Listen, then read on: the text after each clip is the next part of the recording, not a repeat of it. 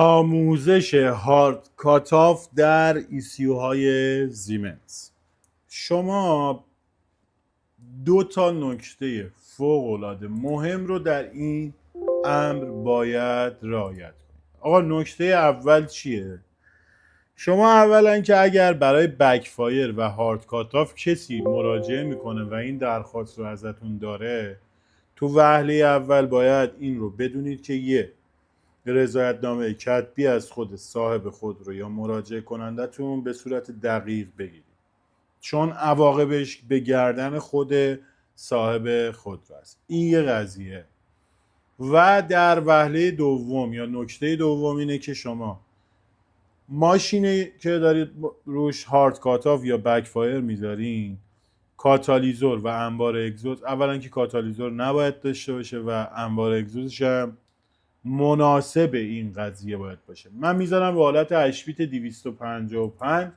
جدول اولی که باید بگیرم جدول جرقه زنی یا اسپارک ادوانس هم هستش. خب ما میریم برای اینکه بله جدول 12 در 16 8 بیت کلید کی رو میزنم، میام در نمای دو بعدی دیلیت و دوباره با کلید F شروع به حرکت میکنم. جدول بعدی که باید بگیرم خب تو این ناحیه هستش. ما جدول بعدی که باید بگیریم یه نکته داره. اولا که این جدول شارژ کویل هست. شما باید اینجا بیاین تو نمای تکس.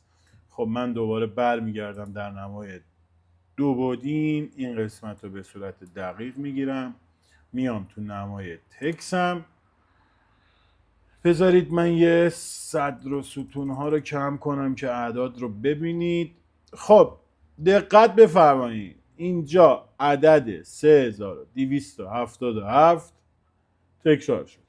آخرین 3277 که قبل از 570 میارم سر خط. چرا علت داره عزیزم؟ من اینجا رو میگیرم، دوباره باید تنظیم کنم که آخرین عدد 3277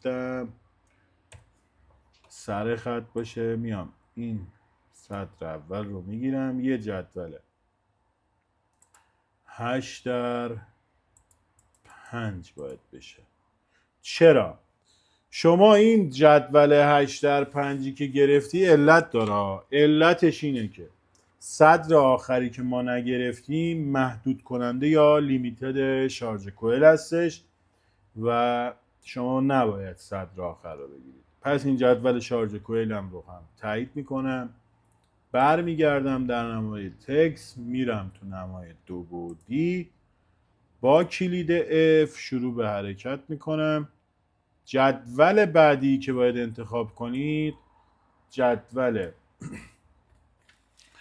سوخت رسانی یا اینجکشن هستش. خب ما اینجا جدول 12 در 16 8 بیت که خود وینولزمون برامون گرفته رو تایید میکنیم، برمیگردیم در نمای دو بعدی دیلیت. اینجا من این ناحیه رو صدر ستون رو بردم. دقیقاً بعد از جدول سوخت شما این ناحیه رو باید بگیرید. خب حالا این ناحیه چیه؟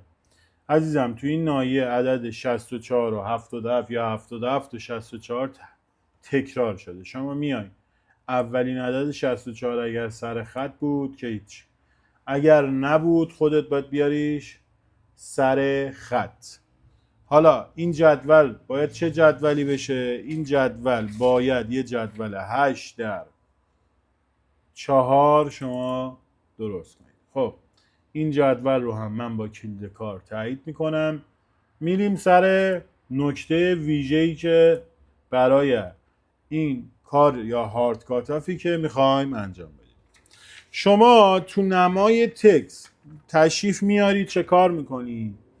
میای تو نمای تکست اول میذاری رو حالت 16 بیت 255 با کلید S پنجره سرچت رو باز میکنی. چیزی که باید سرچ کنی 16 فاصله 400 دو تا ناحیه رو به شما نشون میده. ناحیه اول رو تایید میکنی، این 400 رو شما باید بیاری سر خط. این آدرس این ناحیه رو منظورم، نگاه کن، 189 32 میشه آدرس اول. دوباره شما اینو که نوشتی باید بنویسی، یا اینطوری نیستش که بگی نمی نویسم فلان، تو ویدیو این بود بنویسم، نه. ناحیه دوم رو هم میگیری، این عدد 400 رو با کلید کنترل جد میاری سر خط. دوباره این آدرسی که اینجا میبینید رو مینویسی، منم الان دارم مینویسم اینجا 18 2 هستش. خب حالا برای آدرس سوم شما باید بیاین بذارین رو حالت 8 بیت 255 کلید اس.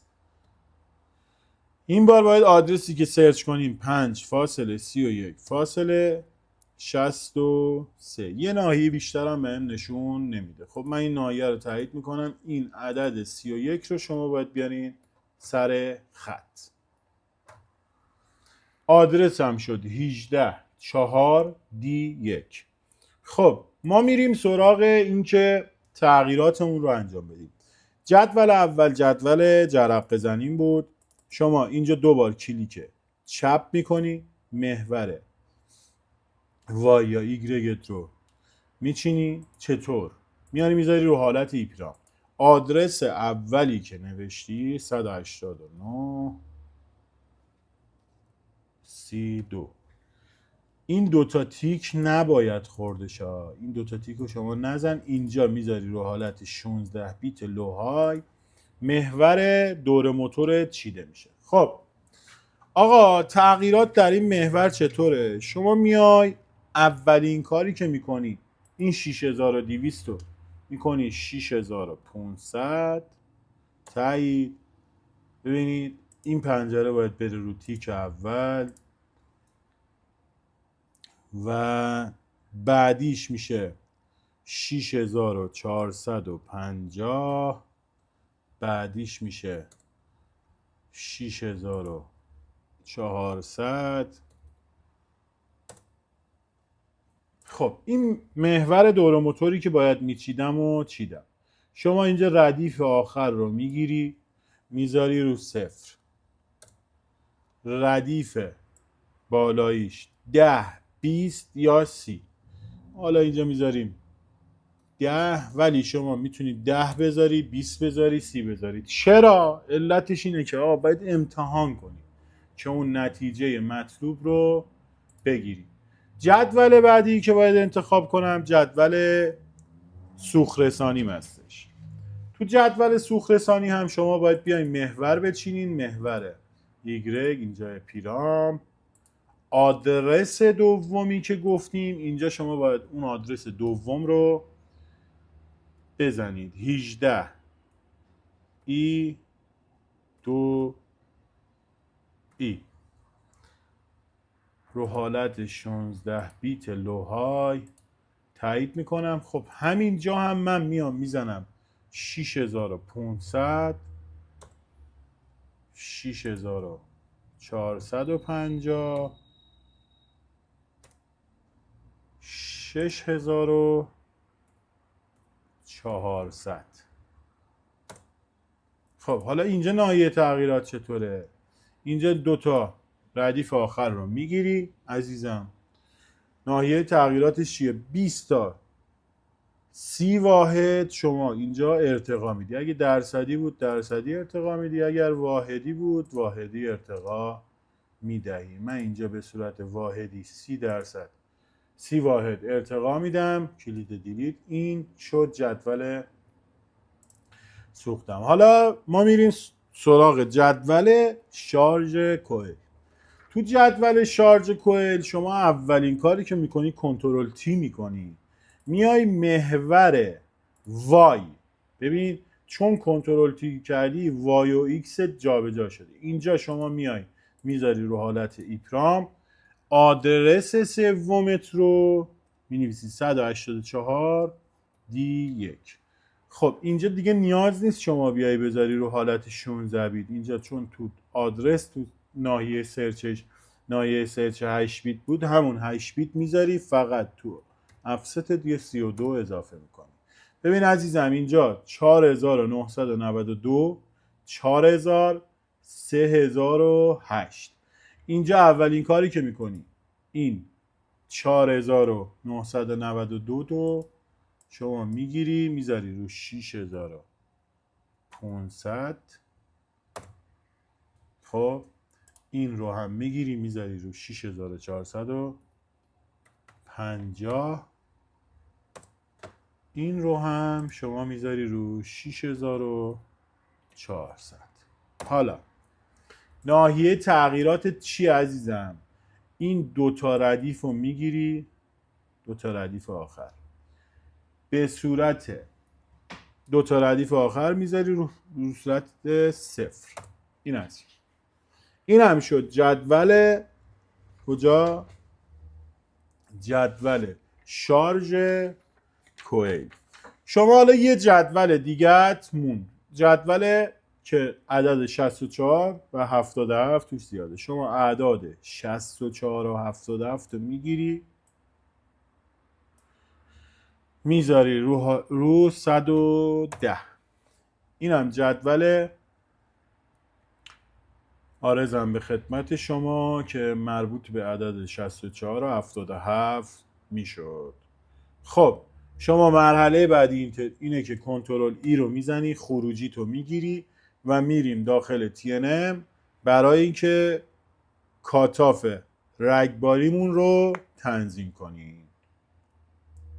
خب بعد از اینکه من خروجیم رو از وینولز گرفتم میام این برنامه‌ای که خروجی گرفتم رو وارد TNM هم میکنم. ببینید اینجا با FA شروع شده. خب من میام تو جداول ریمپم، میام توی قسمت کاتاف. اینجا خوب دقت کن. ببینید اینجا اعداد رو نگاه کنید. ما عدد 6144 رو انتخاب میکنیم، اینجا میزنیم 6500.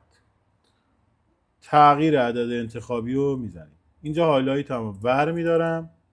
این دوتا عدد رو انتخاب میکنید میذارید رو حالت 6450. تغییر میدین. اینجا شما باید این عدد 6208 رو ریتم کار همینه. حالا این عددها یه موقعی میبینید تو خود TNM هم این ور اون ورن. این ریتم کاره. 6400 میذارم، انتخاب میکنم 6400. تغییر عدد رو میزنم. خب اینجا این 5504 رو میذارم 6350. ببینید یه ریتم اختلافی 10 20 نهایتا 50 عددی باید اینجا باشه. خب من این تغییرات رو که تغییر دادم و انجام دادم میام تو قسمت کاتاف رگباری. این عدد 10 رو شما باید چه کارش کنید؟ صفرش کنید.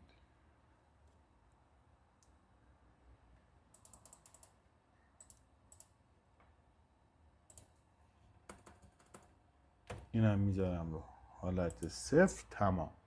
حالا اینجا اعمال در دامپ میزنید. ببینید یه نکته رو بهتون بگم. من باید یه آموزش در رابطه با نحوه خوندن و نوشتن و ریدورایت ECU های زیمنس برای شما اوکی کنم که شما این جریان FA رو نمیدونم C4 رو متوجه بشید. اینجا قبل از اینکه شما بخواید دانلود بزنید باید فایلتون رو بیاید آنکود کنید. ببین من اگر دوباره بیام اینجا اسلای چکسام بگیرم نگران نباشید، چکسام هم اوکیه.